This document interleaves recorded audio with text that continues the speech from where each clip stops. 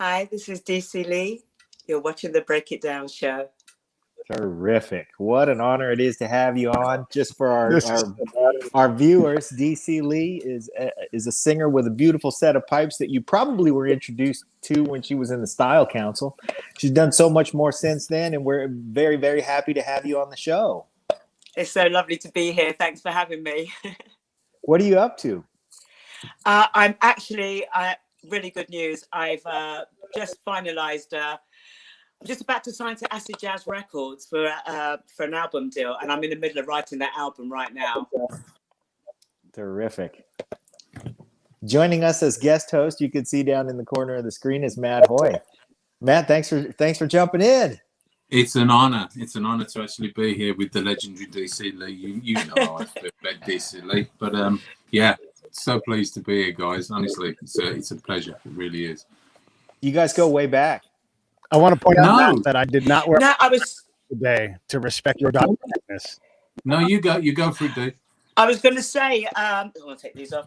I was going to say, we haven't actually met as such, but we know of each other because we're on the same circuit, right? Very similar, yeah. We're friends with Lee and all those kind of people. Exactly. Yeah. So that's how we know each other. Yeah. So Lee John we're talking about as well from Imagination. Yes, of course, of Imagination, yeah. That's how we first met, guys. We met, Lee John was doing a documentary called Flashback, I think it was.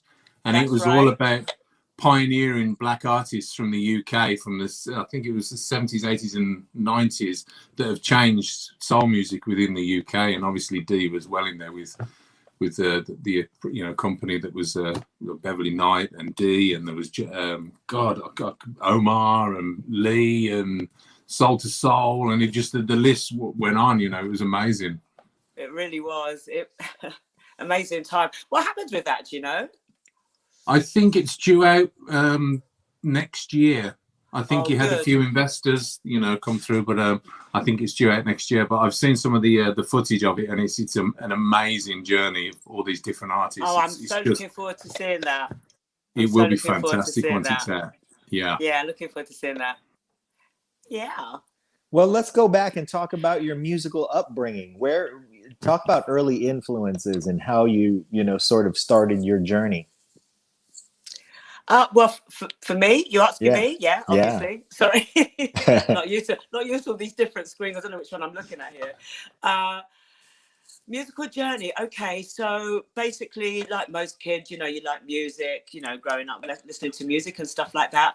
But I discovered that I really wanted to be able to play an instrument, but I really couldn't. But I really could mimic them. I was very good at mimicking sounds. From there, started listening to music, obviously the usual story, mum and dad, listening to all the music in the 60s. Just listened to a lot of Diana Ross in the Supremes, and later on Diana Ross, Lady Sings the Blues, all that type of stuff. Then I got into a lot of jazz, Donald Byrd and people of that genre, as well as meeting people, English people, British people like myself, and got involved with the likes of Central Line. In fact, they were the first band to give me my first break. Singing with those guys. Well, wasn't it Walking into Sunshine, Dee, that you... In fact, it was Walking into Sunshine, but I'm trying to remember. What is that tune? I can't remember the tune. Is that Walking into Sunshine? Oh God, it's one of the most sampled songs, isn't it? The intro. I think so. But I used to hang around the studio waiting to get a break. They were like, at some stage, they're definitely going to need a female vocalist. I'm just going to hang about, and we did, and we went from there. And I also, in those days, was hanging around the studio with the boys from Light of the World, always waiting for any excuse to get in and maybe, fling a vocal down or two, That's what it was like back in the day. It was really funny. It was. Everybody jump in when you can, That's it. Everybody at different studios. So it's always been a bit like that now. And it's funny because I was like that a bit with Acid Jazz back in the day. They were all friends, very good friends of Eddie Pillar. And I was always in the studio. Whenever there's something going on, Jamiroquai, just in the background. Oh, Dee, what are you doing? All right, I just jump in and do a few PVs. I did some stuff with Mother Earth. But again, all friends, and you become friends. You know what musicians are like. You know what we're all like. Of course, yeah. Yeah, and it's a lovely vibe too. And we all appreciate each other. So it's always fab. I love being a musician. Yeah. So at what point was it when you did Central Line? Was it you left and then went straight into doing the Wham thing? Yeah, well, no, not straight away, but Central Line gave me the first break, and then in between Central Line, I kept working with lots of different bands, you know, trying to make my own bands. We weren't really that good, but I kept being pulled aside and saying, well, you know, your band were a bit rubbish, but and your writing's not that good either, but we like your voice. And the writing's got a bit better since then, by the way. We like your voice. And the next thing I knew, I was working for EMI Publishing, just doing like a 9-to-5 singing job, you know, just singing for other songwriters who don't sing. So I was very happily bouncing along doing that job. Absolutely fabulous, earning some good money and making lots of really good connections with other writers and other musicians. And while I was in the process of doing that, I got introduced to Wham. The rest you know, or maybe you don't, I don't know. Yeah, I'm the biggest George fan in the world, so you know, I think it's one of the reasons the boys asked me to come on today as well, to be fair with you. Oh, excellent. Well, no, listen, you got good taste, you know. I was always really, really blown away by meeting those guys. I still see Andrew. I still see Andrew occasionally. We stay in contact. Shirley, it's funny because Shirley, our grown-up kids, they all hang out. So occasionally I get to say a little something via the, I sound like such an old granny, via the internet or whatever, or the text or the WhatsApp. Say hi to those guys. But all still really good friends and stuff. And still feel really, really sad when I let myself think about George not being with us anymore. That really does break my heart. Desperately breaks my heart. But anyway, I can't go on about that. So can I just ask one more question before we jump? What, you know, because at that period it was only really for the public. It was 2 songs, wasn't it? It was like Young Guns and Club Tropicana that was the main feature that you were in, and Bad Boys. And Bad Boys, sorry, yeah. But yeah, at that point when you left, that was kind of when they were just about to. Was it yourself that kind of made that break yourself? Like, I'm going to want to do my own thing, or because that must have been a big decision. Oh my gosh, yes, absolutely. And in fact, well, don't forget, I had started off as a singer and I was totally blown away and had the best time and got my first taste of pop stardom, if you like, working with those guys. So for myself, I could see what I wanted from that business or not.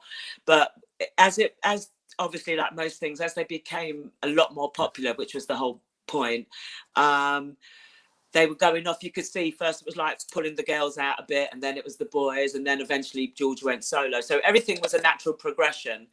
And I thought if I stayed too much longer, it could be like the sort of a musical version of being a Bond girl. You know, you kind of get typecast. You won't get any other work again if you don't jump out and do your own stuff. So that's what I had to do. And at first, George was a little upset with me, but after a little while, he totally understood, because this thing was his baby. You know, this was all about him, and that's how it had to be. And sometimes, you know, people just have to kind of move on. You know, so that's what happened. So yeah, but they were good days. Really, really good days. Best days ever. Do you know that I did Top of the Pops with both Wham and the Style Council once? Really? Yeah, it was actually there's a quiz thing on Sky. Wow. There was a quiz thing. It was called what's it called now? A VIP something with the Style Council, and it's a bit of a half-hour quiz show. I think it was a pre-thing before the screening of the actual documentary, and I got reminded that Bad Boys. And the Shout to the not Shout to the Top. Sorry, what was the first Style Council track I did? Caught myself out there. Was it The Walls Came Tumbling? Oh. No, it'll come to me in a minute. Oh dear, I can see the video. Money go rounds. That was it. I just visualised myself in the black and white video, looking all moody and what I thought was sexy, but I just look like I've got the ump. But anyway, so that was what we did. And that's a funny little fun fact. And I remember that, and that was quite exciting. I had 2 dressing rooms. Apart from the fact that I was already blown away by being on Top of the Pops in the first place, I was on twice. It was fabulous. Was this on the same episode? Yeah. Oh. Yeah. I had 2 dressing rooms. No way. There's got to be nobody else that's ever done that. I don't know, but it's a definite thing. It's a definite thing. You check it out. Yeah, that's serious. I mean, you had to do a costume change in a different dressing room. You had to keep your costumes separated so you'd be in the right one. I had to keep running from different dressing rooms to the other one to be there for the different roll calls, you know, when they called you. And it was all very funny and very exciting. That's superstar stuff. I know, and I had no idea. I was just taking it in my stride at the time, you know, because that you see, I was sessioning, so I considered myself a session, you know, session singer with Wham, and I was also sessioning at that time with the Style Council, because you know it was you know, it was always a session thing, even though we looked like it was a setup with Wham. Wham was always very much George and Andrew. And Shirley and I were friends, but also like a little, you know, accessory. I mean, you know, it looked good. I think it was a good look, and it worked. Very fabulous look.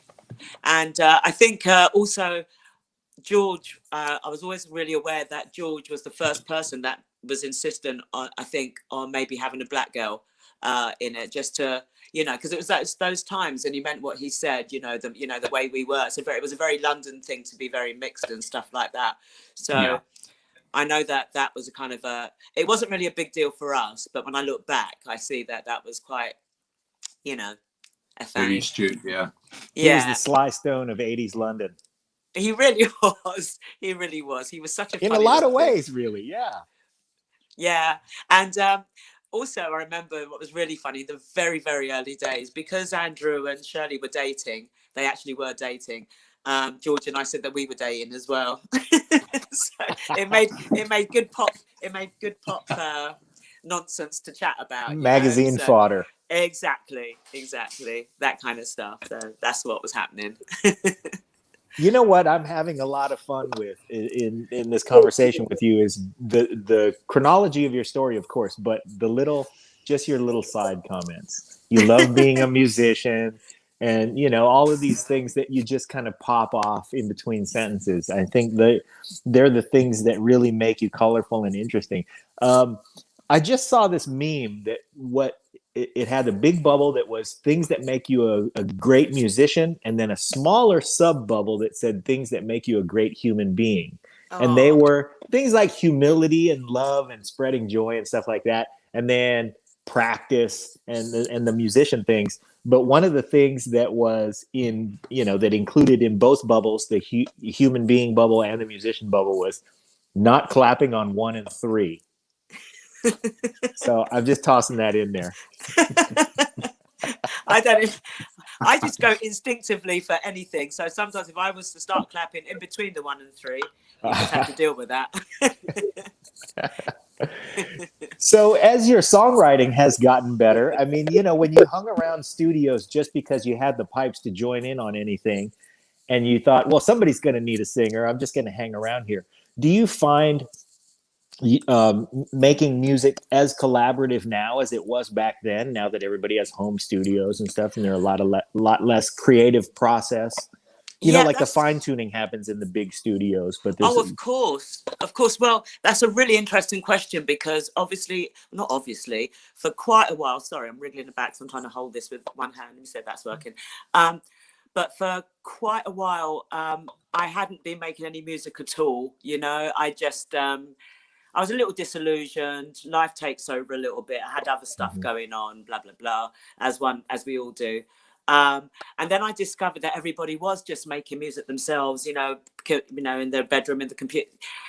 I can't work like that. I kind of really do need to be with people. I need to be in the same room, in the same studio, in the same bar, if we're hanging, and a vibe starts. Do you know what I mean? Because that's how it happens.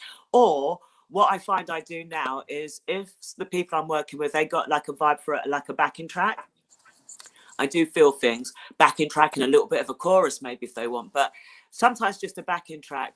And then what I do is I vocal melody sections of the song.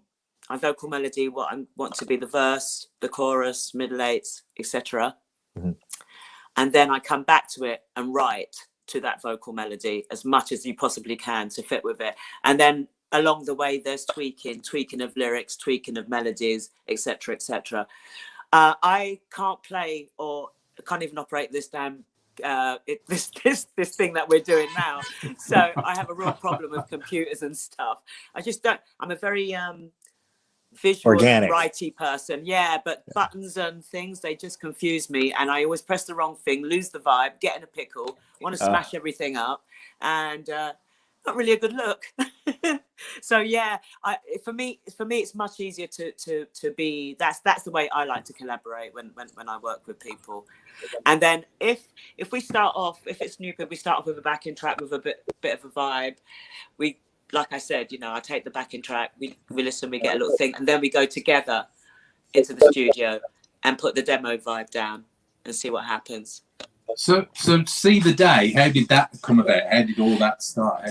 Now, after everything I just said, that's very interesting again, because after everything I just said, See the Day was an absolute one-off. I used to, and I wrote it when I was very young. In fact, it was one of 4 songs I took to CBS to try to show them, you know, my range of vocals, etc.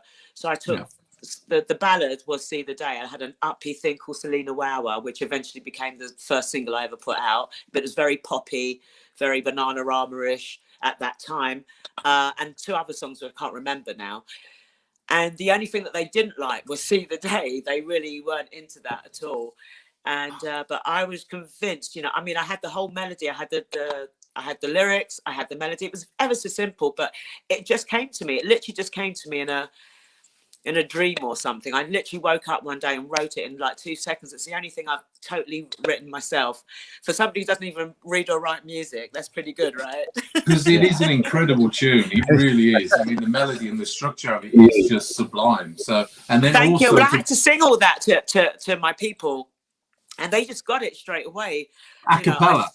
Yeah, I sung them the you know, I just sung the thing, the lyrics, you know, when you look at me, and when I got to the other bit, the vocals already initiate what's going to happen with the strings anyway, but I sung it to them, and I always remember sitting in a studio with a fully fledged orchestra, I can't speak, orchestra, sorry, and having these guys, me singing it to them, going da da da da da da da da da da, you know, singing all this to them, and they're just playing it. I was so blown away. It was fabulous.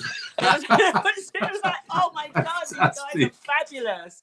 And they made everything that I was hearing, they were making it come true, and it was like, and that's what I feel like when I work with other people anyway, because I have these ideas in my head, but until I actually get them down, I don't really know what they sound like. They all sound fabulous in my head.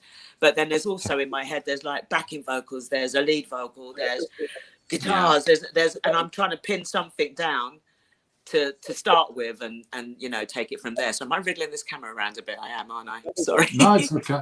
I just wanted to, the one thing I wanted to ask though, because you say that's the one song that you did completely on your own that way. When it was finished and it was released, did it sound how you thought it would in your head when you wrote it? Absolutely. Absolutely. Yeah. Amazing. So every time, you know, I mean, even when I listen to it now, I sort of blow myself away. But that was a one-off. Everything else that I've ever done has to be a co-write, because I don't play anything. Right. So it's a little bit frustrating. So when you began, I'm curious, when you're go ahead, Pete. When you're in your relationship with Paul, when you're in the band together, he's this fountain of songs and ideas. And, you know, what is that like? I mean, you guys, I mean, even before you become, you know, this romantically involved couple, there's not much room for artistic expression in terms of writing songs. How do you, I mean, do you learn from it? I mean, tell us what that's like, because you have this expression, but you're also in this great band. You're like, I don't want to screw this up. You know, this is such a good thing. What is that like? Well, to be fair, it was actually really easy, because apart from Paul wanting any opinions in regards to what was happening BV wise and stuff like that, he'd tell me what he wants. I would do the very best I could. Most of the time he was happy with that. If he wasn't, he would tell me, we'd remedy it. But I didn't really have much to do with the writing as such. You know what I'm saying? Because again, you know, I was a session singer originally, just stayed with this band, with this great band, the Star Council. So I think that's it. Does that answer? what you were asking me? Yeah, and I guess like as your mature writing self, like what do you look back and what did you bring from that then? I mean, you have this person who's this genius songwriter, you learn things. What do you have from that relationship now in terms of your ability to create? Even though you don't play music, you also had a fantastic partner in this. Yes. So, well, when we were together, we would listen. Paul would introduce me to so much different music, stuff that I'd never ever heard of for somebody who listens to a lot of music, and I think I used to do the same. Paul's writing is something. The way he writes is, well, it's just of a different standard. You know, I'm more of a. Paul is an absolute. You know, I'm trying to think of a complimentary word to say he's the top of his game in regards to songwriting. He always has been, and it's just got better and better. He never goes backwards, he always goes forward. But I personally, even though I listen and I could never take that on because I think that's just a gift that you have. My thing was always voice first. I was blessed with, I'm very lucky to have the voice, and the writing became along as a necessity because I have quite a stylized voice. And I like to sing things. When I started, you know, having the freedom to be a solo artist, I wanted to sing what I wanted to sing. Therefore, I have to co-write because, you know, not all the time. Having said that, no, not all the time, because there are a couple of really good writers, and I've often taken a straight up cover. If it works for me and I feel it and I can make that work, that's exactly what I would do. So totally different writing skills or mindsets, or, you know, whichever way you want to look at it, you know, from Paul and I. But what I did, I wouldn't say I learned anything, if you know what I'm saying, but I was just very honored to watch that process sometimes. And I mean, he could really knock them out. I just used to think, I was just like, what? I'm spending the whole day up and down, wake up in the middle of the night with an idea and he's just like, so, you know, it is his own very special gift. A very special gift he has. I'm curious too, working off of that idea and everything, because of Paul's exploration of music, you guys cover a lot of genres, and it's like you can't really define the Style Council's work or Paul's work as a career. So that must make you comfortable with a lot of different genres yourself. I mean, there are things that I was reading through all this, like synth ballad, never heard the term before. So John and I were talking pre-show, like one of the questions I'm curious about is what is the genre that's furthest from your comfort zone, but still within the circle? Like I can pull that off. Like how far can you go? Oh, that's a good question. I don't know. I mean, I've always liked to think of myself. I listen and have listened to a lot of jazz all the time. And after I had somebody like Donald Byrd say to me that I remind him of the girls back in the day who we used to work with. And that's actually where I got my vocal vibes. If you listen to things like Wham Parade and I'm trying to think of some other tracks off the top of my head right now, but some early Donald Byrd where he uses a lot of female vocals. Those type of vocalists were the sort of things that I would, and people like Kenny Burke, the female vocalists that he uses, those type of styles of singing, I kind of adapted a little bit, but then just put my own little flavour on top. But I sort of got lost in the question there now because I'm really thinking. Sorry, I just got carried away there. Yeah, it's jazz. Jazz is something that I'd like to think I could take on, and I like to listen to it because I do find it quite challenging, and it's good for the old vocal acrobatics and just good to warm up. It's good to warm up with jazz. Do you feel like your voice has changed? I mean, obviously everybody's voice changes over the years because, you know, I'm a singer as well. We both, you know, you can hear it yourself change over the years. Are you more happy with it now? Do you know what? I think I am. Yeah. Do you know what? I really do think I am. I'm definitely a lot deeper, a lot huskier, but I've got a range, but it's just my own range. Do you know what I mean? I can still hit notes that I want to hit. I can't go as high as See the Day, but I could hit that tune again, but it'd have to be in a slightly different range. Don't bring that out on me because you know I'm going to make you. No, I think I think my range hasn't changed, and if anything, I'm hoping it's got a little better. It's definitely got a little better. Does it feel like you've kind of fallen into your own vibe? You know, you can go with it like in different areas more comfortably. Definitely. I could definitely take my vocals to work with almost any kind of genre as long as I felt it and it suited. Yeah, absolutely. I get that. You know, vocal range though is often described and people hear when they hear you say things about your vocal range. Like, I can sing as low as this note and as high as this note. But the other side of range is I'm so much better at feel now that I've matured as an artist, as a musician, as a person. You know, you have some life experience and it just allows you to dig deeper in the groove. Is that true? Totally agree with you. Totally. There's a difference to the way I am now as a vocalist than the way I was when I was like a lot younger.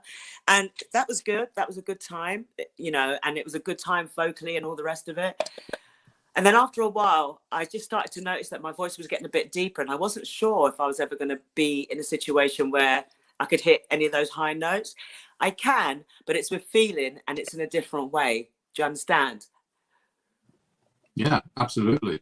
Yeah, absolutely. And I quite like it. I think that's what you're talking about. I think as any singer develops over the years, I've been doing it for such an amount of time. There's songs that you write and sing, like, I don't know, say 20 years ago, and if you still perform now, because your vocals have changed, it's a case of adapting to that song and making it still hit the note, but doing it in your own way 20 years later. Exactly. And I tell you what, I am definitely, I hope I don't make this claim and then don't back it up, but I definitely have this feeling that the first chance I get, I want to play around with See the Day, maybe for a live set, and maybe even salsa it up a little bit. Oh, okay. That could be interesting, right? There's a world exclusive right there. Yeah. Now, I might. Yeah. Listen, you can hold me to that because I've been wanting to play back with that track for so long, and just put a different spin on it. I'm not necessarily to put it out because I love the way it is, but I think I might be able to help you out with that. What, a little salsa vibe? I might be able to help you out with that, darling. We'll talk. Yes, I like that this conversation is developing right now. There were two things I was going to say about See the Day, because, the track has aged a little bit, but, not in a way that, it wasn't a trendy track to begin with. Exactly. But, I think that the expansion of your own feel, I imagine if you had written it today, you wouldn't feel it that way. You'd probably use fewer notes, and you'd probably take us further into our emotions with fewer notes. You think? I think so. I know that a lot of us, as we continue on, I know a lot of chop hounds, and I know some singers who had, tremendous range, and it feels like you get better at just singing that one note that really, really matters in that spot. And very true. Yeah. And like you say, the feeling that you really can convey a lot of what you're feeling just with very, very simple notes. And it's the sounds as well. It's the sounds, certain sounds that you make. There's I deliberately write, I'm not going to tell you what they are because you'll be picking them out, but I deliberately write some songs with certain words a lot, because when I sing them, they sound nice. They just sound nice. And sometimes I actually have to write songs around some words because the words sound nice in that note or in that melody, and just that word fits this freaking melody. So then you've got to, I've got to get a vibe around this word. Yeah, it's all, but to me that's more important because I just know that that's that little thing that I have, and I can, that's my definitely. It's like your tag, graffiti tag, isn't it? It's that kind of vocally. Sorry, what's that? It's like a vocal graffiti tag. It's your yeah, signature. I like your that. swirl at the end of something. I like or that. your, Yeah. the way you dot your eyes with a heart. Yeah. How did you know, John? I think, and to piggyback on Pete's question, I'm now going to say how, to put a salsa vibe on something, or to sing something as a bossa nova, or to just reach out into all of those different kinds of, those different kinds of feelings that we sort of didn't really get as kids. There are a lot of feels that you don't just grow up with, and then you don't really identify with them until later.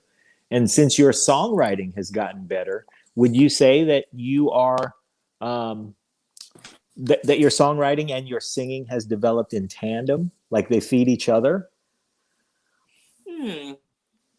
That's a good question. No, I think the voice has got better but the writing I haven't done for a little while. But Okay. I can feel very slowly that I'm kind of getting my little groove back, as it were. It is early days. These last couple of weeks, I've literally just about completed the ideas for 2 songs that I've already worked on. I've got about another 3 or 4 that I want to work on and to bring to the table, to work out what we're going to put on the album, that sort of thing. But yeah, I would say that my vocal is definitely, I know that's got better. The writing, well, it's coming along, but that's the sort of thing I should have kept up. But sometimes in life, again, as I was saying, I kind of just got out of the groove of making music. Kind of didn't even want to do it for a little while, just for some personal reasons. But now that I'm sort of back, I definitely recognize that the vocals are picked up, and I'm a little insecure about the lyrics, but we're getting there. We're getting there. Now that we've experienced what pandemic is like, and the creative process has kind of changed and shifted because of the pandemic. How comfortable are you with the concept of, I know you're not a technical button pusher kind of person, but if let's say we were talking about a song and I said, hey, let me put down some backing tracks and then let me send it to you, and you live with it for a few days, and then you just put something on it. How do you feel about that process for you? But that's how I work. I mean, at the moment, my guys, they send me like backing tracks. The easiest format for me, this is so embarrassing to admit, but the easiest format for me to begin with is to get it sent to me as an email. It's the easiest way that I know how to do it, and start interfering with all those other things, and it always goes horribly wrong for me. God knows why, but it does. But that's how I kind of work anyway. I normally get the backing track, live with it for a bit, and if I feel something, I'll put something there. And if I haven't even got lyrics already, the first thing I would do is give you the vocal melody, where the verse is, where the chorus is, where the middle 8 is, or where I see it, or where I feel it. Yeah. Or in fact, where the song leads me to in the first place. And so that's what I would do. And if you like that vibe, then I'd take it back and would try and get some lyrics to that. That's how I would do. I was hoping you would say that, because I was really asking that question for Matt.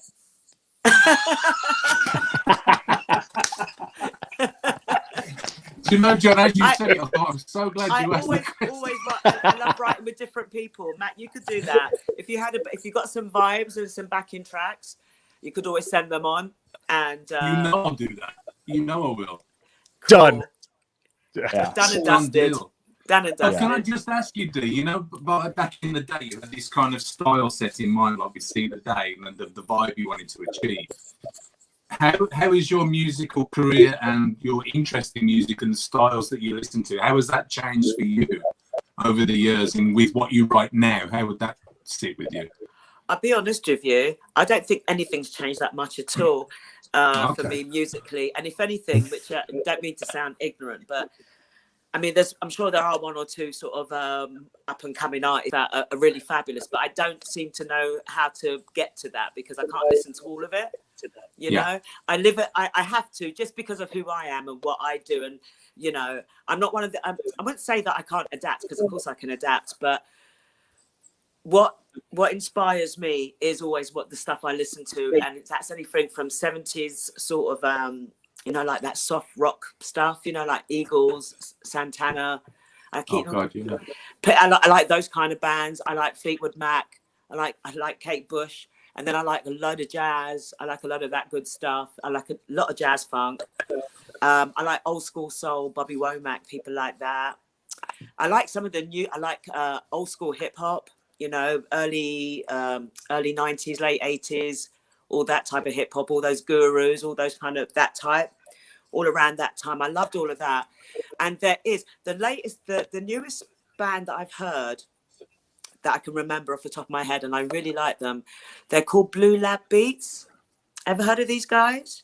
No. Well, one of the kids is the son of Kwame from the band The Influence. Remember those guys? Yeah.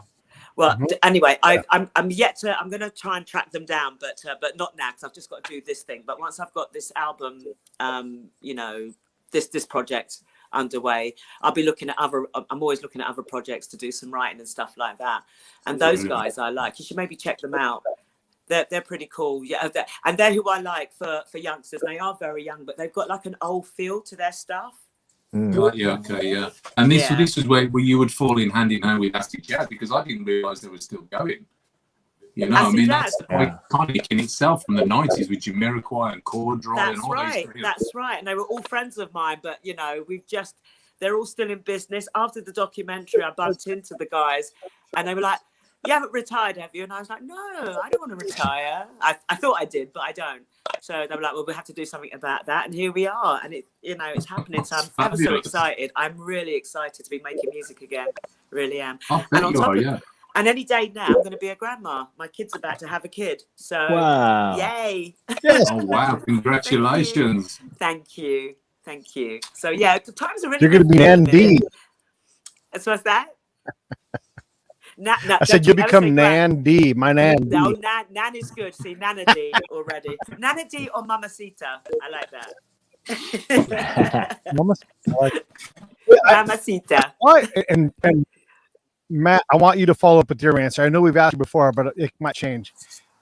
Why are British folks so damn good at soul and R&B singing? Where did that come from? Well, I'll let Dee answer that, because she's got more.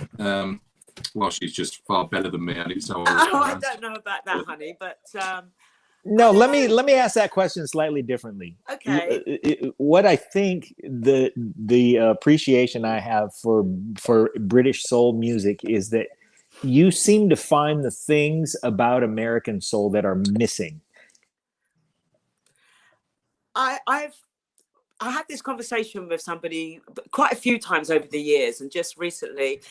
And it was always the fact that the British kids, or when I was a kid that time, and even so, maybe even now, especially in the old days, there was all this soul. Because I mean, a lot of those artists, people like Roy Ayers and people like that, they weren't really that massive in their own country, but they were like really massive over here and in Europe, and a lot of artists like that, you know. So I don't know. We just seem to appreciate them more. I don't know. That's an odd one. Matt, you take over, mate. Take over. I tell you what I do think is especially with, you know, the time and period that the DSL and everything and the whole of London started doing R&B and soul music, there was definitely, because of the closeness and the urban side of music, the black scene in London, because America's so vast. London was a lot closer knit community. And like, you had Omar, you had Lee John, you had Dee C Lee, you had, you know, Soul to Soul, you had Jazzy Beaker. That kind of whole urban sound was being developed as they were growing up through the 70s and 80s. And I think it kind of all exploded at the same time. And it was such a vibe to be in and around that. It was a, you know, a privilege to be around. Oh, they were great times. I mean, and people in those days, music connected everybody. It totally just, you know, you had nothing in common with most people most of the time, and then you'd all be together every so many nights a week at various clubs listening to the same music or the same parties, from the blues parties. It's funny because the only music I've never actually vocalized is reggae. Even I've liked reggae, and I still like all the dub stuff and all the rest of it, but it's not somewhere I went vocally, because the riffs they're not very challenging. They're quite simple, and so you can get nice backing vocals, and I could do something like that, but nothing that would actually stand out as far as I know. And it's reggae, even though it's one of my it's a music that I like, it's just not something that I picked up on as a vocalist, you know, as you do. I mean, I start as a vocalist. I mean, I listen to all sorts of music, jazz, this, that, and the other, and even jazz, but I think I started really having a thing. My first real inkling of who what I really wanted to sound like was listening to Diana Ross, Lady Sings the Blues. Oh God, yeah. So from that, that's when I wanted to start singing, and that was classy. It was, I suppose, it was considered soul, stroke, jazz, but that was where I wanted to go. Things where there's space for a vocal to be, and if there's a backing vocal, it's quite busy. So there's a lot of your own vocal in it. I just love vocalists, but as a vocalist, I don't listen deliberately to a lot of female artists, and that's not because they're not great, because a lot of them are absolutely fabulous. They really are. But if I listen to too many other female artists, I start mimicking, and it's really annoying. So I listen to a lot of male vocalists. I listen to it because if I mimic them, I ain't going to sound like them. Yeah. No, it's true. And I get what you mean. And I think the thing with R&B vocals, like you said, is like there's a lot of space within R&B, and there's a lot of room for you to kind of the emotion side of things is expressed. Exactly. Yeah. And that's why I was never much of a reggae singer, because it's all, it's always got, it's got its vibe. It's got this great vibe. But for me, it was always more to dance to than to actually perform to. Yeah, the rhythms. The rhythm. I've heard vocalists describe their vocal stylings as relating to a particular instrument. Like I know a guy who says, I listen to the trombone because it growls the way I growl, and it sort of takes ownership of the parts of the song that I do. What instrument is you? As you were starting to answer, I was thinking that because, let me think now. Sometimes I think that I sing like lead guitar, like rhythm guitar. Okay. That seems to be one of the things. Obviously keyboards all the time, because with keyboards you hit the notes. I love with keyboards when we start with something, because just one note can evoke a vibe, so I think keyboard stroke lead guitar, the vocals are the things that I would do or strive to. You're definitely out front. Yeah, definitely. What do you say to that question, Matt? It's an awkward one. I mean, I've never even really thought about it until you just asked that question. But I think when you sing, there's an instrument in your mind that you see when you vocalize what you're trying to sing. And mine would have to be a piano, a grand piano. Yeah. Yeah. Because it's all to do with the variation of notes and kind of getting what I need to get in the emotion. And the piano is so emotional, it kind of fits with the lyrics and, the story. I agree. So it probably would be a piano, yeah. Yeah. I see what you mean. I mean, if you were talking about like See the Day, that's piano all day for me, because it's just pure emotion all the way through. It's true. That's so true.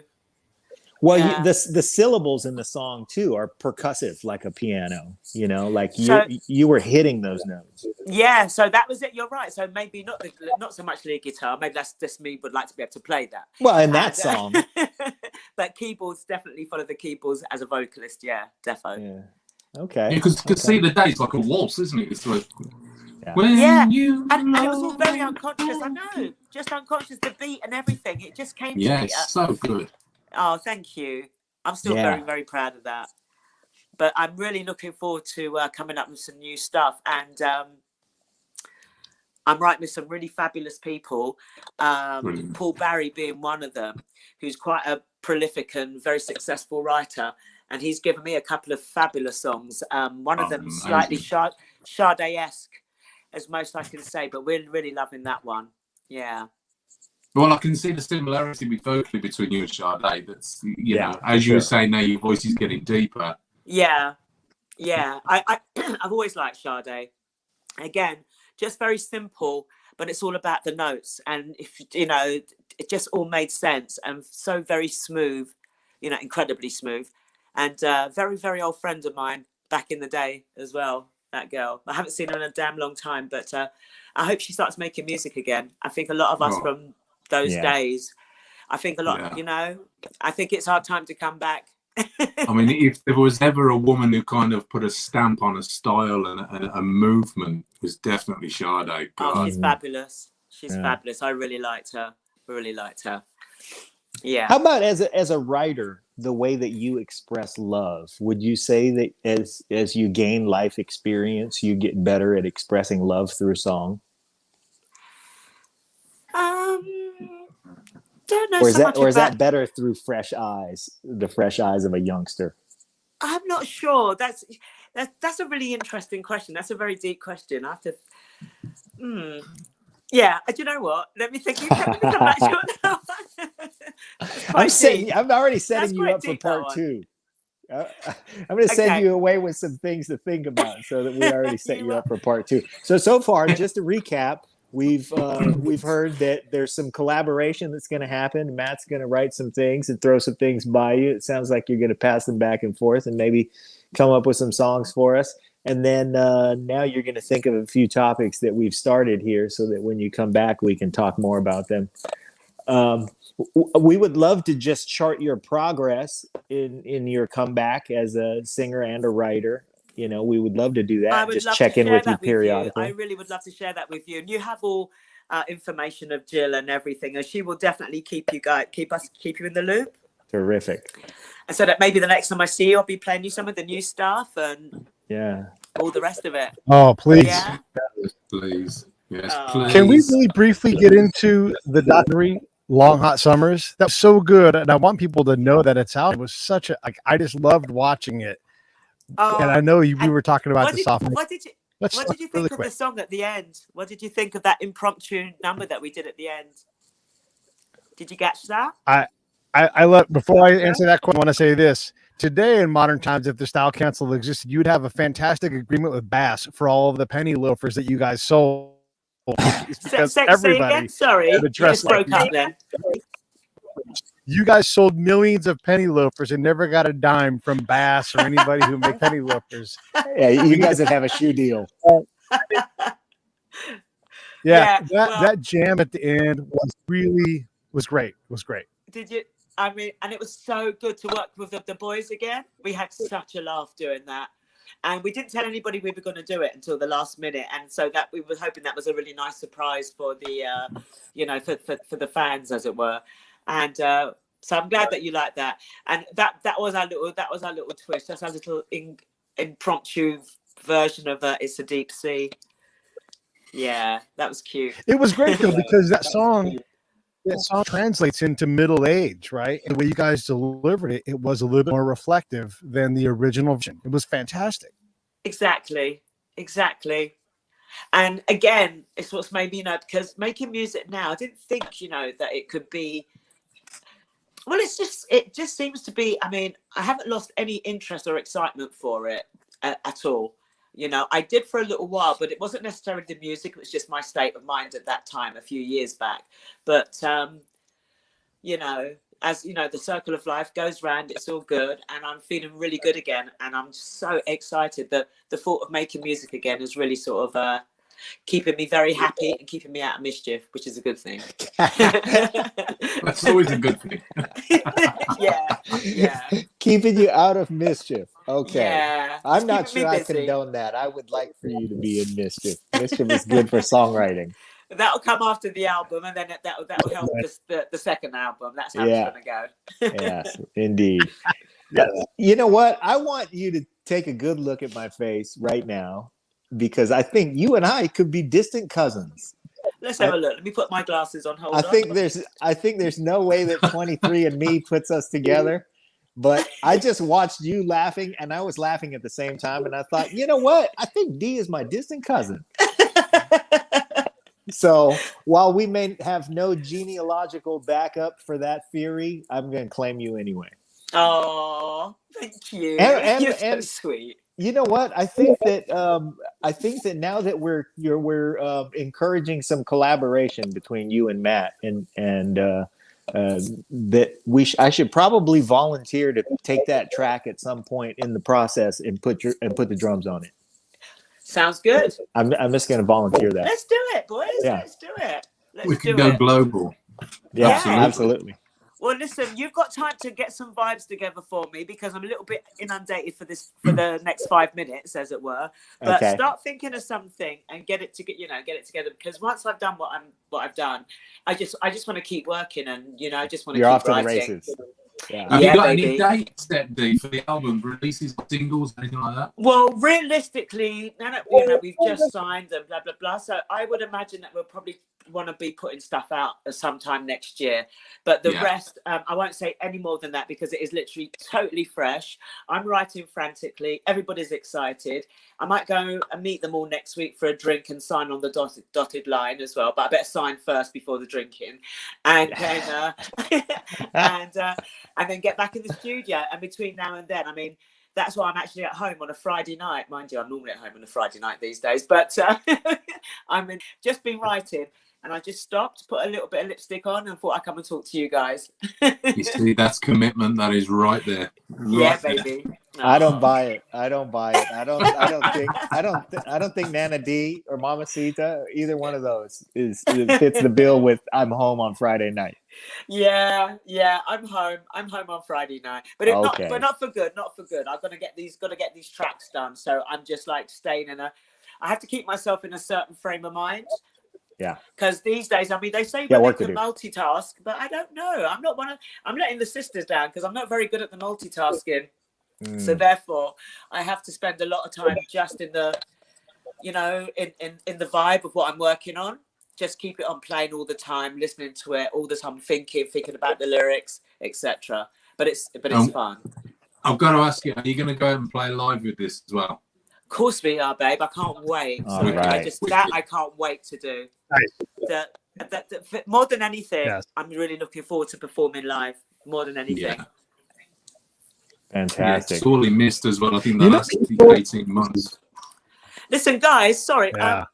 I've got a bit of a problem here. I've got the headphone in, but my phone's telling me that I'm going to run out of battery soon. I'm just trying to see how much. Let me just see where the hell I am. I can't see. No, we're good. We're good. I just You're good. I just want to say this. People who find the groove tell you to multitask. So you don't need to multitask. That's right. I know for me and Maya, thank you very much. I love it. You're welcome to come back anytime. I really will. I'm going to hold you to that. And when there's a bit more going on, I'll let you know. And in the meantime, in regards to music and stuff, Matt, Pete has all the details for Jill. You can just send everything via her and we can take it from there. I'm going to hook you up, babe. Yeah, we'll speak. Don't we? We'll speak, babe. Sounds really good. Yeah. It's so good to see you again after so long as well. Yeah. And listen, maybe we'll, by the time this documentary comes out, I'm hoping I might have seen you before then. But if not, we'll go together and have a drinky poo and hang out with these guys. Yeah? Sounds good to me, babe. Sounds good. All right. And Pete, you now all the way over there in Orange County, is it? Yeah. That's right. Yeah. So, are you coming over to London at some stage when people are allowed to travel again? Would you be doing anything like that? We are desperate. Because what I'm trying to say is I hope you can make it to one of the shows. And that'll be sometime next year. Damn. I'm signed, sealed, delivered. I'm coming. Count us in. On this too. Good. Yeah. And you, lovely. All right. So, I'm going to turn this. Yeah. And just in case, look, if I suddenly just cut off, I promise it's not you guys. It's just this bloody thing's telling me I'm low on battery. So just in case. So you can keep talking until I just go, yeah. Dee's gone. Well, it's been everybody stand by. Honor. Hey, thanks for watching the show. I really appreciate it. Right here, you can subscribe. Please do that. It makes the show grow. Hit that notification bell so you know which incredible guest is coming up next. Down below is the PayPal link. You can put a small subscription in. That is an enormous help. All that money goes right back into the show. And then right up over here are the next episodes you should listen to. Curated by yours truly. Thank you so much for watching the Break It Down Show.